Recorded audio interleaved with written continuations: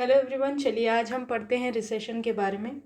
Recession को economic depression भी कहा जाता है। ठीक है, आज जब भी आप गूगल सर्च करेंगे और देखेंगे, टॉप 3 न्यूज़ यही बता रहा है कि India is in historic technical recession. ठीक है, आरबीआई ने भी ये कह दिया है। तो NDTV, the times of India, ये सब बस यही कह रहे हैं कि रिसेशन है। तो व्हाट इज़ रिसेशन, आज चलिए हम लोग पढ़ लेते हैं। तो अमेरिका में एक private non profit research organisation है जिसका नाम है national bureau of economic research. ठीक है, तो ये क्या करती है, ये जनरली इन्होंने एक रिसेशन को डिफाइन किया है। कैसे?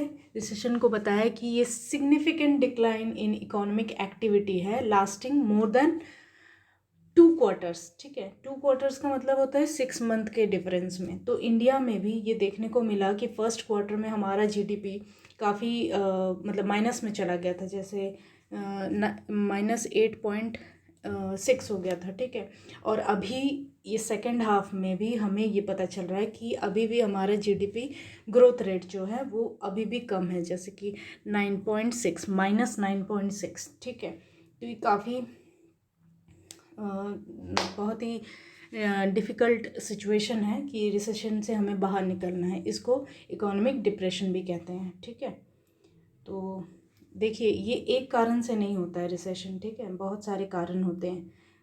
एक ही कारण से, जैसे कि प्रोडक्शन में कुछ कमी या सेलिंग में कुछ या बाइंग में, ये सब को मिला के चलते हैं। ठीक है, तो इकोनॉमिक्स जो है रिचार्ड,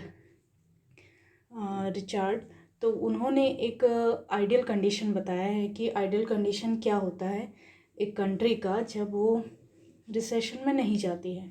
तो इसमें क्या होता है कि बस आपको देखने को मिलेगा कि हाउस होल्ड जो सेक्टर है उसमें नेट सेवर्स होंगे हाउस होल्ड सेक्टर में। ठीक है, और हाउस होल्ड सेक्टर, चलिए बता देते हैं, हाउस होल्ड सेक्टर जो है वो है नेट सेवर। ठीक है, नेट सेवर। और जो कॉरपोरेट सेक्टर होंगे, कॉरपोरेट सेक्टर जैसे कि बिजनेस सेक्टर, ठीक है, ये होंगे नेट बोरोवर्स। ठीक है, नेट बोरोवर्स। तो ये दोनों, और जब आपका नेट एक्सपोर्टर, ठीक है, ये यहाँ पे नेट एक्सपोर्टर ज़ीरो हो जाएगा, तब इसी प्रोसेस को कहते हैं आइडियल कंडीशन। लेकिन इंडिया में ये कंडीशन अभी एकदम ख़राब हो गया है, क्योंकि कोरोना वायरस पैंडेमिक में इंडिया का नहीं, सारे कंट्रीज़ में ऐसा हो गया है। लेकिन इंडिया का सबसे ज़्यादा हिस्ट्री में रिकॉर्ड हो गया है कि ये माइनस में चला गया हमारा जीडीपी। ठीक है, तो ये रिलेशन जब भी गड़बड़ होता है तभी रिसेशन आती है। ठीक है, तभी हमारे यहाँ रिसेशन आती है। ठीक है, तो ये एक ग्राफ है, देखिए, पहले बिजनेस टुडे ने ये पब्लिश किया था, financial year 21 India headed towards worst ever recession. ठीक है, ये इन्होंने पब्लिश किया था। तो इसमें आप ग्रोथ, जीडीपी ग्रोथ और रिसेशन को पढ़ सकते हैं। कैसे? देखिए, पहला आया था 1957 से 58 में। ठीक है, ये हमारा था -1.2। ठीक है, नेक्स्ट आया था हमारा 1965 से 66, वो है -3.7, लेकिन ये रिवाइव कर गया था हमारा इकोनॉमी। ठीक है, फिर ये डाउनफॉल हुआ 1972-73 में -0.3। फिर ये अब फिर से रिवाइव कर गया था, फिर ये फिर से डाउन हुआ कब? 1979 से 80 तक। ठीक है, अभी ये हमारा 2020 ईयर है। ठीक है, 2020 में भी ये रिसेशन, जीडीपी हमारा चला गया है 9.6 के करीब। ठीक है, तो ये काफ़ी हद तक रिवाइव हो जाता है चीज़, लेकिन ये काफ़ी हद तक नीचे है अभी, इसको इतनी जल्दी रिवाइव हम नहीं कर सकते हैं। ठीक है, देखिए, यहाँ इस ग्राफ से आप पता लगा सकते हैं कि कितने साल लग गए रिवाइव होने में। रिवाइव भी देखिए, यहाँ से यहाँ काफ़ी साल लग गए रिवाइव होने में, लेकिन इकॉनमी उतनी ज़्यादा रिकवर नहीं कर पा रही है। तो ये भी हमारा पेंडेमिक भी एक सिचुएशन है जिसमें रिवाइव इतनी जल्दी नहीं हो पाएगा, लेकिन होगा धीरे धीरे, सालों दर साल ये होगा। देखिए, जीडीपी हमारा क्या है, 18-19 में हमारा जीडीपी था 6.1। ठीक है, जीडीपी हम लोग हमेशा ग्रोथ के हिसाब से लेते हैं, तो 6.1 था, ठीक है। उसके बाद हुआ 4.2 1920 में, ठीक है। और अभी 2020-21 ये फाइनेंशियल ईयर में ये -9.6 में चला गया है, ठीक है। ये पूरे फाइनेंशियल ईयर में हमारा जीडीपी -9.6 में।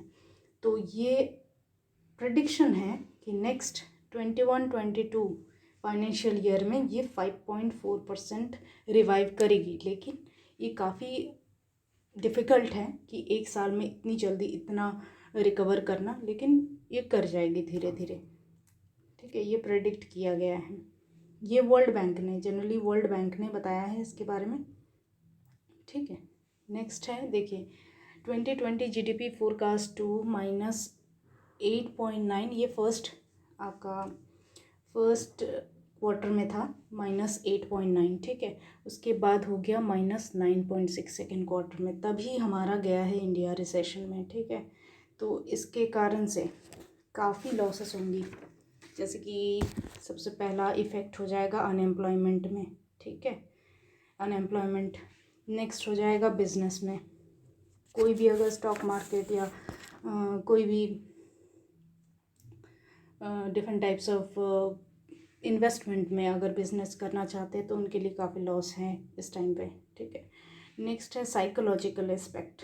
साइकोलॉजिकल एस्पेक्ट क्या है कि कोई एक कंपनी इकोनॉमिक एक्टिविटी स्लो होने के कारण वो अपने एम्प्लॉयमेंट का रिक्रूटमेंट कम कर देती है, ठीक है।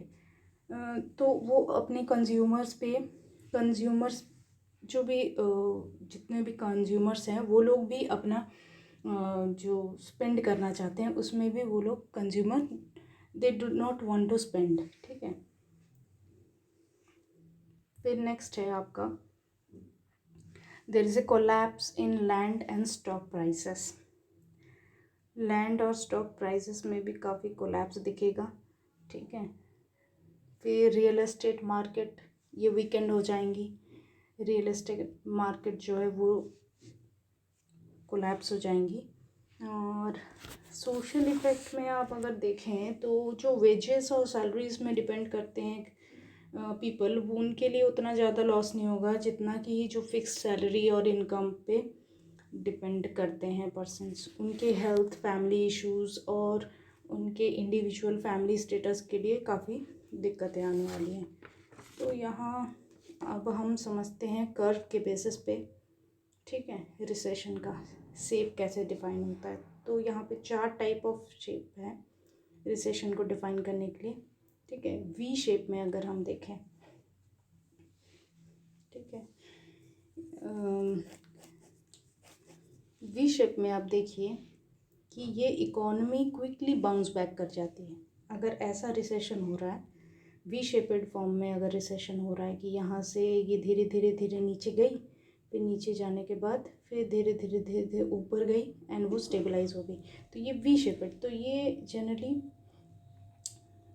Back to normal bounce back कर जाती है।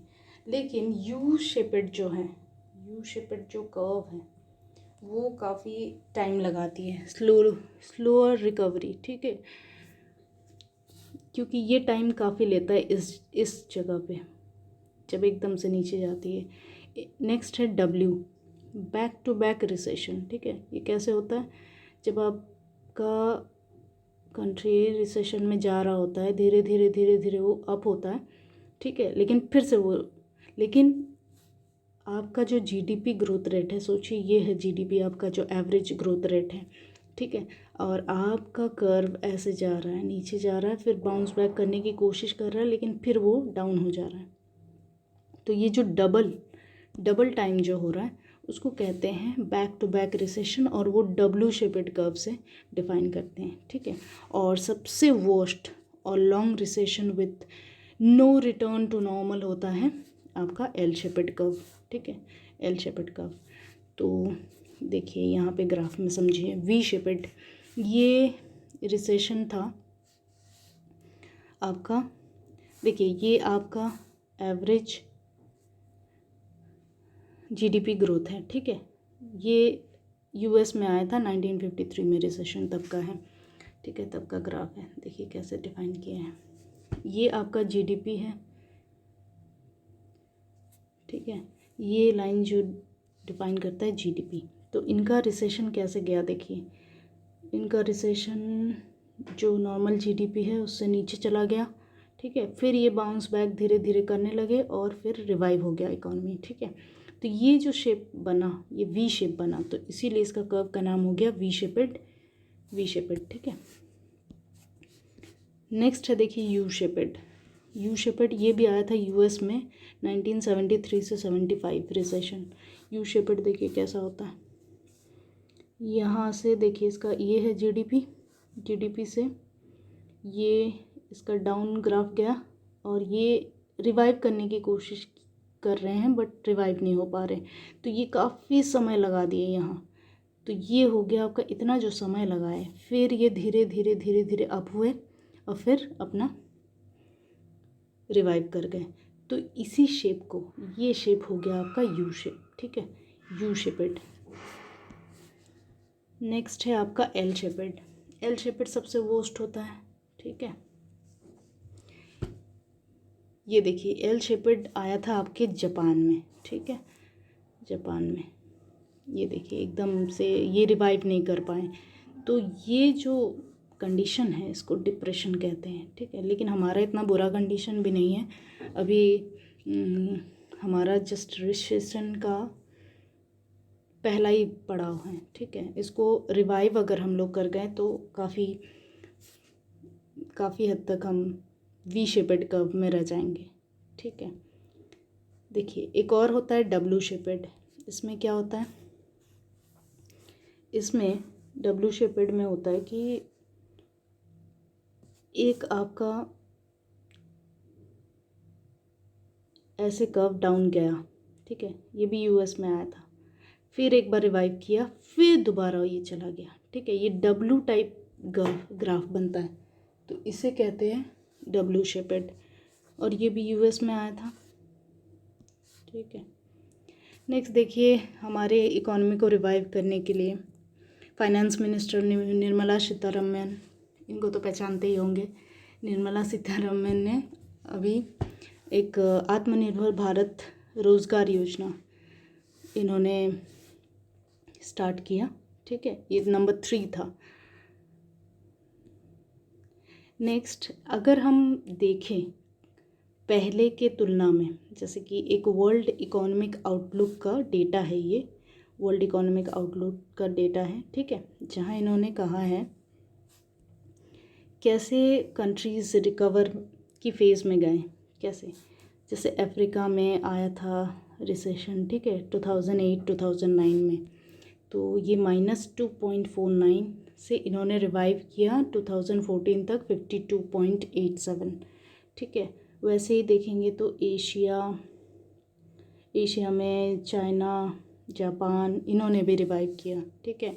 नेक्स्ट आप देखेंगे ये, तो अपने हिसाब से हम अगर देखें तो ये जैसे कि 10.18 यूरोप में जो आया था, ठीक है, -10.18, तो यहाँ से इन्होंने रिवाइव किया 9.65। तो इस ग्राफ से आप समझ सकते हैं कि 2008 से 9 के बीच में जो रिसेशन आया वो कम्प्लीटली रिवाइव करने के लिए इनको 6 साल लग गए, ठीक है, 2014 लग गए इनको रिवाइव करने के लिए। तो 6 साल में इन्होंने रिवाइव किया अपने आप को, जैसे कि -10.18 से 9.65 तक। तो हमारा भी इकोनॉमी अगर हम देखें तो अभी हमारा है -9.6, ठीक है। तो इसको रिवाइव करने में 6 साल अगर देखें तो 6 साल में ये कहाँ तक पहुँच जाएंगे अगर इसके हिसाब से चले तो 9, ये मे बी 20, ठीक है, और मोर, ठीक है, 20 हम लोग पकड़ लेते हैं, तो 20 + 20 अगर यहाँ तक इन्हें पहुँचना है तो 6 साल में काफ़ी स्कीम्स, काफ़ी डिफरेंट टाइप्स ऑफ इकोनॉमिक